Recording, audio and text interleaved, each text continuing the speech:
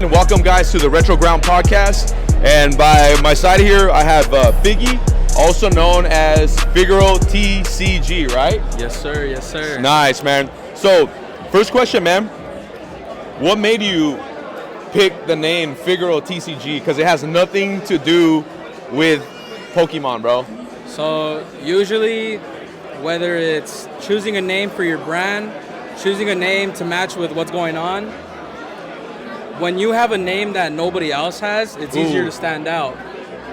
You know, a lot of people have collects in their name. I have TCG, right? Don't get me wrong, but Figaro is like, it gets stuck in people. It gets stuck in their head. That's not your name, by the way, right? It's not.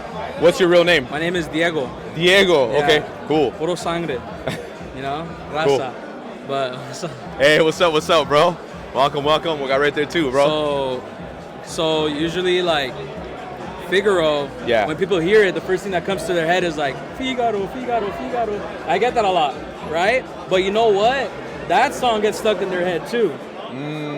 So usually when people think about Figaro, I'll get people that message me and say, hey, Figaro, I saw an Italian pizza restaurant that said Figaro's Pizza, Figaro's Cafe, Bakery, like anything like that. Yeah. So the fact that name reminds people constantly knows that it's going to be hard for them to forget about me. That's why whenever I meet new people and I say, oh, do you guys know who Figaro TCG is? Or if anybody else brings it up, they're like, that name sounds familiar. Yeah. But it's because everybody brings it up. Whether it's Figaro, whether it's Figgy, it just gets stuck in their head. Yeah. I feel like Figgy's like really catchy too. It is. Super catchy. So the real reason I got the name was because one of my favorite movies growing up was Pinocchio.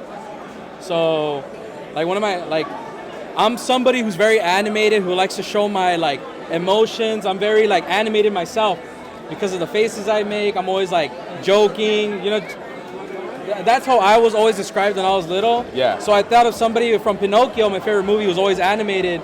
And then you have Figaro the cat. Yeah. The cat is always mad. He's always animated whenever he's rolling in his bed. So to me, that was that's the one. That's cool, man. Yeah. By the way, how old are you for those that don't know? I'm only 22, bro. 22 years old, 22. bro. Man, dude. So, what got you into starting to resell, bro? Was it growing up? Did you ever actually play the game Pokemon, like the actual game? All day, bro. Wow. Every single game, you name it, bro. Like when I was little, I grew up with brothers from the 90s. So to me, it's like you're born in 2003, but all your brothers are born in 1995, 1994, 1996. You know, my parents had a lot of kids, which is a blessing. Yeah. So to me, it was always like everything that they had got passed down to me, which was cool because everybody else is growing up with tablets, iPads. I grew up with the Game Boy Advance, a Game Boy Color, Pokemon Gold, Silver. I grew up with all of it, man. Wow. I grew up with Ruby, Sapphire, Emerald. I grew up with Platinum, Diamond, and Pearl. Got my first from the first one to the newest one, bro. I haven't even stopped. Switch 2 barely came out. I got it. Yeah. We're waiting on Legends ZA, man. Yeah. The current state of video games is awesome, bro. It's awesome. It's beautiful. I love it. Definitely. And how long have you been reselling for? So reselling, I think now we're getting closer to 2 years. 2 years. So I started when I was around maybe early 19s to my late 19s to 20s is when I started. Yeah. And I'm grateful every day, man. Blessed. Never a day where I don't pray how grateful I am before I go to sleep. I love it, man. Yeah. I love it. This is my life now, and I'm happy this is my life compared to what I used to do, which was I used to work at a Metro store. So Metro PCS? Yeah. I started from Cricket Wireless, and I started selling phones. That's and funny. then I was a great salesman because my parents always had me with them in their business. My parents used to have a 99. And every day, since I was little, I was I'm at the store all day because, you know, the parents like to have their kids in the business, so of course. Eventually they get old enough to run it themselves. Yeah. But to me, I was like, well, you know what? I'm already here. So since I was little, I would run around with a little box of candies, walk business to business, just trying to sell, hey, trying to hustle. Yeah, you want to buy some candies, mazapanes at 50, That's hilarious. Chiclets at 25, bro. I sold all of it, bro. Man. Gusanos, all of it, man. So Is TCG a full-time gig or is it a passion type of deal, bro? You know, honestly, I'm so thankful that now it's full-time. Oh, wow. So I used to be part-time, and then when I was learning how to sell at Metro and Cricket, I was really good at what I did. So what ended up happening was it got to a point where I started getting promotions. I started talking with my boss more, and my boss would tell me, hey, you know what, we're going to give you more positions available for you. Yeah. We're going to make sure that you can get a better pay, better promotion. And the real thing about the sales industry is you're helping the other person make money, and you're basically only getting the scraps.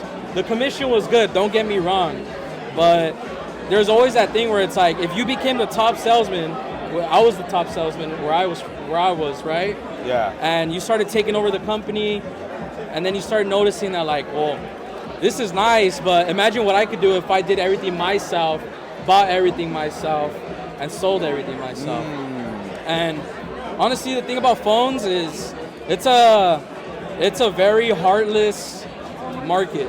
You're forced to sell the phone with a screen protector, a case. You gotta sell the charger. You gotta sell them insurance they don't even know about. Wow. You know, like the worst thing is, bro, like you gotta keep a smile on your face, and you know you're cooking them. Yeah, You're basically like you're putting them out. Oh yeah, don't worry, it's gonna be 60 next. It's gonna be 60 next month, and then next month you're gonna pay like 50, and then they check their bill their first day of the month. Why is my bill 120? Ooh. You know, so eventually it gets to you, man. Yeah. And I was feeling very guilty, so I figured if I came to TCG, since I grew up with Pokémon, it's product that I'm very knowledgeable about. I'm good with the market. I'm a great salesperson, right? Yeah. So I just figured, you know what, like maybe this is what's gonna happen. So I decided to tell my boss, hey, you know, like there's something happening with these cards. When I first started, I would, after work, I would go to my buddy's card shop. It's called TM Poke Universe out in Southgate, 3516 Firestone. And man, those guys have, one day I was just walking in, I'm like, dude, like there's money to be made. It was a packed store. People were buying booster boxes before the hype. Wow. So they had it going. And I remember one day just saying like, hey man, I don't want to get into your business, but I told the store owner, Tina, like, how do you do this? How does this work? Like, I'm very interested in it. Yeah. Like, do you think I could make money in something like this? And he told me, man, he's like, don't be afraid to ask questions. You know, like, if this is something you want to do, take the initiative and learn as much as you can.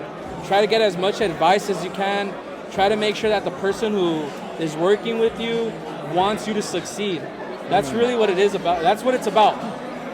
And ever since that day, I started off small. So I used to sell, I used to buy the booster boxes and sell the packs individually, like locally. So I would always How much were you selling them for? Back then I was selling to like anywhere to in between $4 to $5, and it was okay because back then the boxes weren't over MSRP like they are now. Yeah. A booster box back then, guys, was like $100. So you buy 10 of them for like $1,000. You sell them for like $5 each or $4. You make so, and they're 36 packs. So you would still make some money. And I made it work.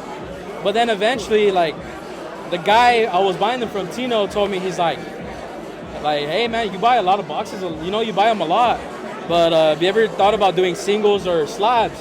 And I'm like, like I kind of want to do it, but I don't know, man. Like I kind of just like what I'm doing. I was so like closed in my bubble, thinking like what I'm doing is probably fine.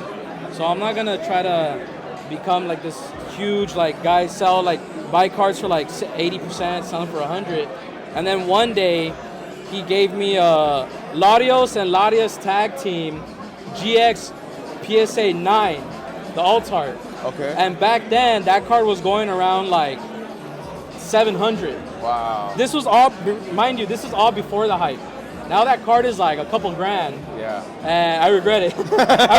I regret it, but you know what? In this market specifically, when you buy a card and then sell it and make money, even if you make 100, it's fine. Don't be upset if you sell a card for $100 profit and then the card goes up by another 5. Keep it pushing, keep it moving, because right now this market is moving so fast. You just gotta go with the pace. You gotta go with it. Yeah, eventually the next thing you're gonna buy is gonna make you your money too. But yeah, dude.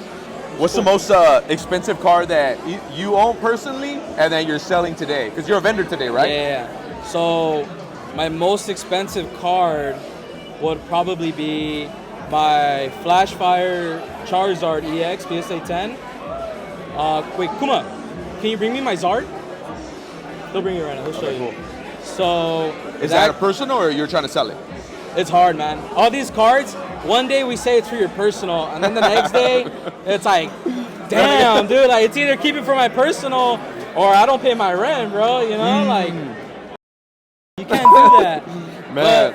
But eventually, what I like about it is whatever you buy, whatever doesn't sell, appreciate it because it's your collection now. A lot of people started with like a couple hundred. Thank you. A couple hundred. Wow, I started everything with like $2,000. I saved up a 500 here, 500 there, and I started. And it's been to like buy 2 slabs years. and cards and stuff like that. So we started from nothing basically. Wow. We started with dude. 2,000, and then so right now, what would you say you're full on all over inventory? How much money have you dropped after on 2 it? years, I probably net profited like about 45,000. Wow. Yeah. And what's your inventory right now? What's it worth? My inventory right now, I didn't bring much, but I would say I probably. I'm just saying like overall. Oh, like overall, I would probably say like a good 55 grand. Wow. Yeah. Dude. All that from 2 G's, from $2,000. You got to start somewhere, right? Wow. That's why there's a lot of people that start with nothing, right? Yeah. They start with a little bit, but then you have to realize when you compare yourself to some of these big vendors, it gets to you. You should never be comparing yourself to other vendors because there's some people here that started with 100 grand.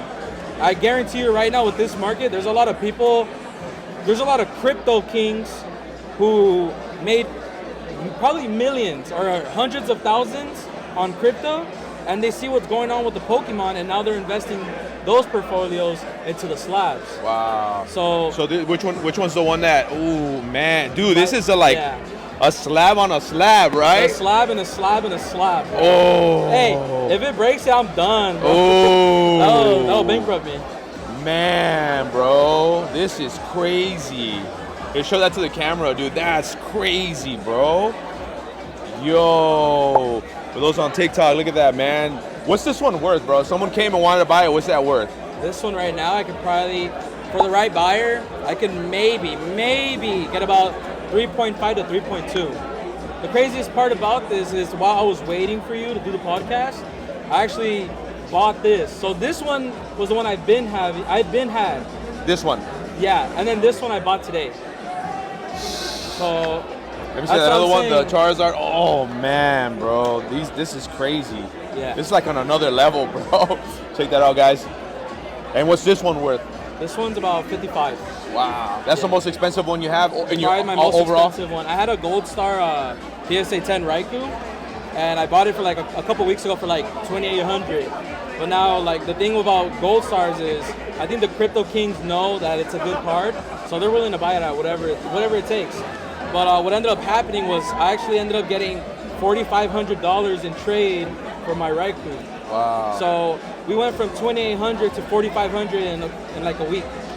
That's crazy, bro. That's what I'm saying, man. Like, that's crazy, man. Dude, mad props to you though, bro. Yeah, dude, appreciate mad it. props, man. So, what's your overall?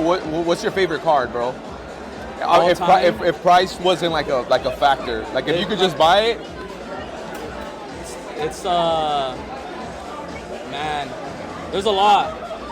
If I had to choose, it would have to be the tournament promo Wizards of the Coast Psyduck PSA 10 and a slab, or even raw. But it's the Psyduck with its head like turned and has like a little question mark on top. Okay. Vintage, old promo, but that card is so funny, man. Like I love it. I love that card so much.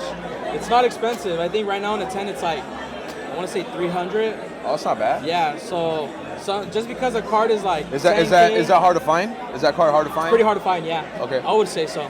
What's the hardest card to find right now if you wanted to?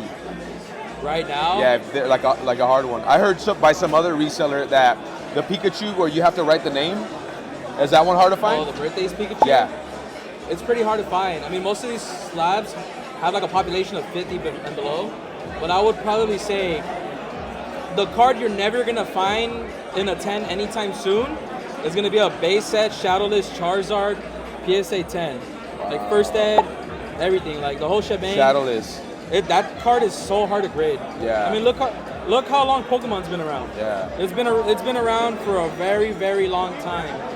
I wouldn't be surprised if getting the pack alone, you get a Charizard and the Charizard has some winding in the back. Oh. At this point, because yeah. It's been so long. Yeah. to even find a booster box in a good condition without it being so baggy in the seal, Yeah. you're probably paying way higher of a premium than you think. Wow. Yeah, like That's these, insane, man. yeah, these cards are getting more expensive more and more. And the value obviously goes up because of it, right? Yeah, but what comes up must come down. Ooh. So that's wow. that's the current state of the market. Wow. That's interesting. That's all this stuff. That's some knowledge right there, bro. It's very high. I think it's too high. A lot of people tell me that no, the market's gonna stay for like another 4 years or 2 years. I've heard stories, but it's almost like you hear legends like legends of like Vikings and stuff when you hear about this, bro. But like back then, the first spike of Pokemon was like in COVID. That's when everything was going up. And my buddy Tino told me that back then you can have raw base set cards. You put them in a little box and charge like $5 a card. Your entire box, like 500 cards, gone. Wow. No question. People liked it. They bought it. It was easier. You know, like there's always going to be high points in the market and then low points. It's unpredictable, but I tell everybody right now, I think the vendors deserve it. I personally think the vendors deserve this spike because I know a lot of vendors here who were here when the booster boxes were under MSRP, when the ETBs used to be like $30, $40. Back then when booster packs used to be $3 or $4 a pack, and 151 Paldean Fates used to be on the shelves. They used to be like $40 back then, $45. Nobody wanted them. All of a sudden, everything goes up. Everybody wants to clean them out now. So it's a double-edged sword when talking about it. Yeah. But it's justified because a lot of people have been here. We used to hold on to so much stock and inventory, and now that it's selling, it's almost like it's a problem that vendors are making money. I remember back then, the customers would support you because you were a local business, because you wanted to, you know, like, oh, this guy has to invest into this business, and he's only making like $5 or $10 a booster box. Wow. So why is it a problem that now the vendors are starting to make $20 a booster box or even $60? It shouldn't be a problem. You know, like you guys wanted your businesses to succeed, and now that they are, you have a problem with it. It's just the way the market goes. Wow. You know, like everybody's gonna get burned by it eventually. You know, so there's gonna be a lot of vendors here when this market falls, and a lot of people are gonna take losses. I'm gonna tell you right now, there's gonna be a low point in the market and then a high point. It's just the way it goes. This market works in seasons. It works in seasons. Yeah. When everything's low, buy. When everything's high, sell. That's just the way it goes. Yeah. You know, why do you think crypto people are coming in? Yeah. It's the same pattern. Yeah. It's the same pattern. That's interesting, man. And would you consider yourself like an advanced reseller or like a beginner? I'm still new, bro. You're still new? Yeah. 'Cause I feel like you have a lot of knowledge, bro, and you're always posting. You know, I feel like you have that drive and that passion, and you inspire people, man. Like I feel like people really look up to you as a reseller because they, you know, like, hey, what do you think about this? Hey, I mean, I think they made like a meme on you on the first LA Car Fest, like Figgy University, you know? Figgy University, because you're showing these guys. Cooking, You're always cooking, bro. And honestly, I'm no better than the person who started yesterday. Wow. Because that's cool. Everybody is gonna start from the beginning. Even if you start with 100K, I'd rather start with 2,000 than 100K. Because most people start out with a lot of money and don't even know what to buy. They don't know what to sell. So who's gonna take a bigger loss at the end of the day? Yeah. The guy who invested 2,000 or the guy who invested like 100K? That's true. You know what I mean? Yeah, that's true. But That's true. I'm never gonna put myself above anybody else. I've seen people, I've taught people to the point where they make more than I do now. But I appreciate that. I'm happy for that. And you kind of mentor them, you kind of school them, and you show them, and now that's legit, Yeah, bro. because at the end of the day, I wouldn't treat somebody any other way how I would want to be treated. To me, That makes sense. when I get somebody who tells me I'm new to vending, could you give me advice? I think about myself in that card shop at TM Poke Universe, asking Tino, hey, is there money in this? He took his time to teach me. He taught me how to do everything. Wow. I used to bug him, call him at 12 at night, or 12, whatever, at midnight, 12 in yeah. la madrugada. And he would tell me, well, do this and that. There'd be times where he's tired and he helped me. Wow, so who dude. am I to tell somebody, hey, stop wasting my time, man. I'm Yeah. here to make money. Yeah, of course. If it wasn't for people like him, I wouldn't be here. Wow. So why am I gonna rob that opportunity off of somebody else? Yeah. That's legit, That's bro. what it's about, man. Yeah, that's legit. That's what it's about. legit. Yeah, that's why I said That's like, super lit. Shout out to Tino, man, Yeah, dude. dude. That shout out to him, bro. Like, making sure that he, because time is money, and he took the time Oh, to man. kind of show you, right? Dude, he could've and I feel like charged you take the time too, bro. When I see questions, Every people day. ask you kind of show them that, hey, da da da da da da, and you that's kind why of break it down for them. every time I come to these shows, and people tell me, do you have a shop? Because I don't have a shop. I redirect it to him. You know? He's still around. He's still around, bro. That's Dude, what's he's strong, 4 years strong in the market. He's been here for 4, like maybe longer, right? Wow. But dude, like I said, it's the opportunity you're giving me. I'm gonna make sure that people know about him, because if it wasn't for him, I wouldn't be here. Of course. If it wasn't for other people that have been helping me out, he's introduced me to so many people, and the pipeline that he's been able to give me introduced me to so many people that have given me opportunities, sources, like discounts on flights, tables, rooms, like, Yeah. I'm blessed. I'm blessed, bro. Big time, man. I'm not gonna. Question though, do you get like an insight on like Blooming Waters or like Destined Rivals? Obviously, he got pre-release. You get the insight on that because of Tino? I don't want to burn him out though. Maybe not because of Tino, but he'll tell me if it's worth buying before it drops, and then after. Because there's a lot of look, man.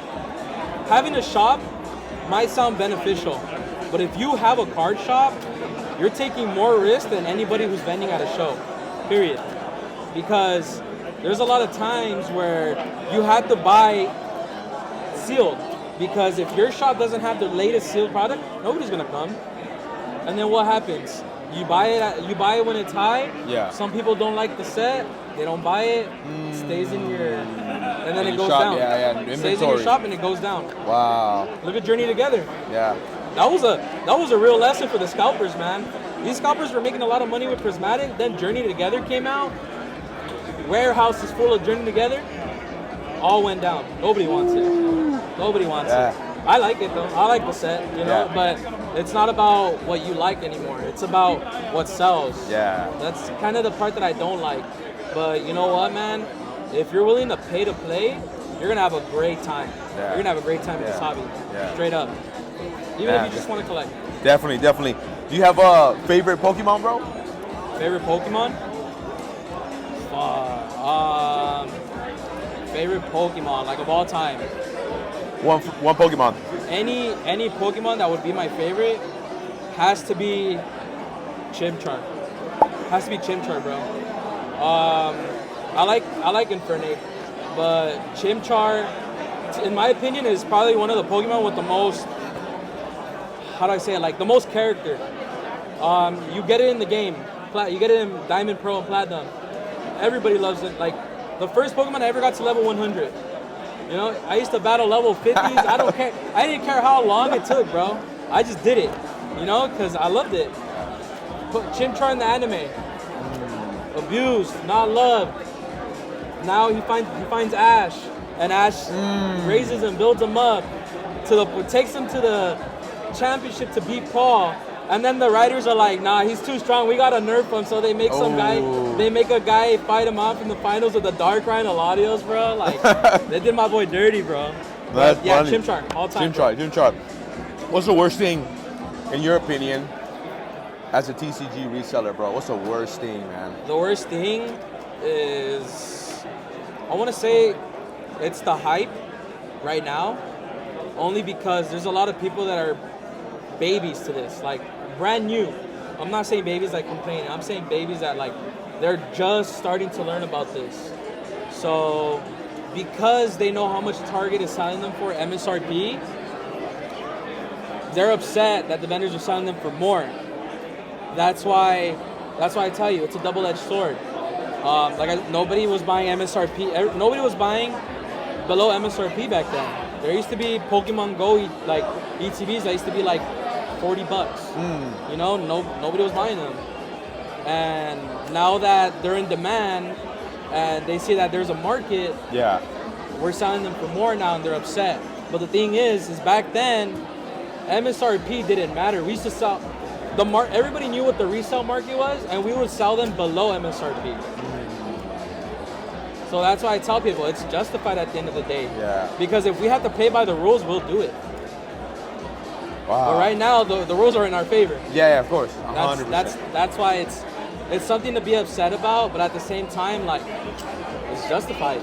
You know, I'm pretty sure there's a lot of people who don't understand how these cards work. So when they see a little piece of carton sell for like $200, they're like, man, you're taxing, bro. Yeah. And it's like, well, dude, like, how many booster packs are you gonna have to rip to get this one card? Straight up. You're gonna spend more than 200. Yeah, easily. Just might as well buy it already, right? 100%, man. Yep. And what would you say? What's the best thing about being a reseller, bro? The best thing, I would say it's how you make people's days better. If you're gonna vend, it's customer service 101. You have to make sure the customer is satisfied. But my top priority is making sure that the customer feels like they're getting a fair deal, that they're not, I don't want them to feel bad for what they buy. I want them to appreciate it. There's times where vendors will have a card on sale and then a kid comes by their table and they're like, oh, how much is it? Oh, it's $7. And the kid only has $5. You tell that kid, hey, just for you, I'm gonna do $5. That kid's gonna remember that for the rest of their life. 100%. It's the little things like that that matters. Yeah. Even if it's a $5 card or a free card, that stays with them. Yeah. You know, they don't forget that. Yeah. They don't. So I would say the best part is the look on everybody's face when they get a deal.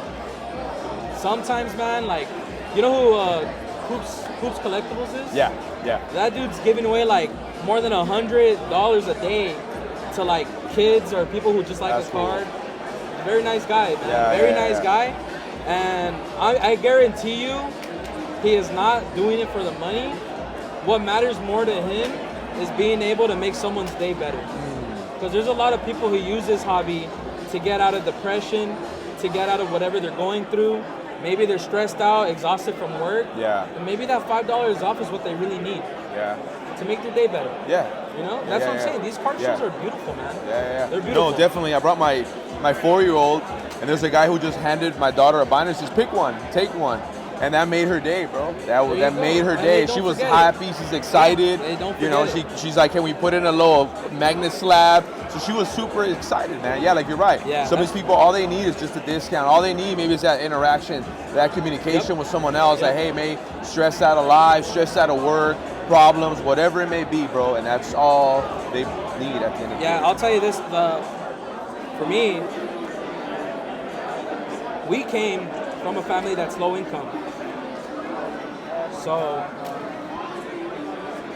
the fact that I could do this full time, not have to worry about work, help pay the bills, like, I'm telling you, bro, like, it's a blessing. Yeah. It's a blessing. A lot of people take this for granted. They take it for granted.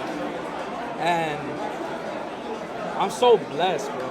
I'm just so blessed that I'm able to do this, able to make people happy, able to connect with people. able to give people the opportunities that I never had or that I couldn't find, and pioneer them to where they need to be. To me, it's better to be a teacher than a student. I'd rather you learn from me and do better than me make all the money and not leave anything for you. Wow. That's how the market used to be. Wow. That's how the market used to be. Everybody used to help each other out. Everybody used to say, well, I know you want my inventory, but I need to make some money, right? Yeah. But you know what? I'm going to go ahead and give you this deal because I would assume that you'd do the same for me. That's how it used to be, man. And right now, like, there's too much money to be made. Yeah. So a lot of this money likes to go to their heads. And there's nothing wrong with that. Game is game. It's just the way it is. Everyone's trying to get their bag. Yeah, of course. But definitely right now the demand is too high. So I get it, but there's a lot of ego that comes into this market. And Is it because of money or is it because what they get their hands on? You can buy a card for $2,500 today, and it'll be 3 or 4. It'll be like 35 to 4K next week. That's the current state of this market. What I'm saying, like, what do you think brings the ego out of it? Is it people because they have money, they have the best cards? I think it's because people weren't doing this, and it's the dopamine that gives you the ego. I don't think that ego is genuinely from I'm better than you, but there's so much dopamine that you start. I'm telling you, if you can keep up with this market, how fast it's going, you're gonna move everybody out the way. That's where the ego comes from. So it's not really a bad ego, but it's like you're moving so fast and you're making so much money, you don't stop and enjoy it. Or you don't stop and think about what other people are feeling. You get me? Yeah. So it gets egotistical. There's definitely some ego that plays a part in it. But if you're willing to humble yourself, if you're willing to understand that you weren't shit before any of this went up, you're good. You're fine. I'm telling you, man, this market might crash. I don't know how. Well, what soon. your prediction, man? What would you say? I give it a couple of years, like maybe next year, mid next year, midterm. And I'll be fine if it happens, and I'll be fine if it doesn't happen. You know why? Because I've had so much experience that I'm able to do both. I'm able to do good, regardless if the market is low or if the market is high. And that's the message that I want to give out to vendors, because a lot of vendors here I'm pretty sure people that are buying $5,000 cards right now are scared, you know? But as long as you know when it's the right time to buy and when it's the right time to sell, you're fine. You just can't be stingy, man. Yeah. That's why I'm telling you, it matters when you make somebody's day better. Yeah. Because not only are you giving them a good deal, but you're in it for so low and it went up, your blessing can be his blessing. Yeah. That's beautiful. Yeah. That's how it should be. Yeah. 100%, man.